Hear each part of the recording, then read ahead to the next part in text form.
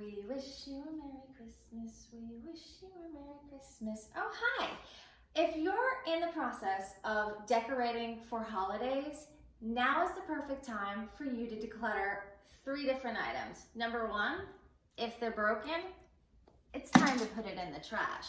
Number 2, if it's something you don't like and you haven't been using for years, it's time to either donate or trash it. And number 3, if you have something, and I don't care who owned it first, that evokes negative memories, please get rid of it. You owe it to yourself to only surround yourself with positive memories. Have a great and happy holiday. And if you want a great gift idea, is to buy my program where you as an entire family can learn how to get your home looking beautiful and functioning really well. Merry Christmas, Happy New Year, Happy Hanukkah, Happy Kwanzaa, and any other holidays that I might have missed, or if you don't celebrate, happy days.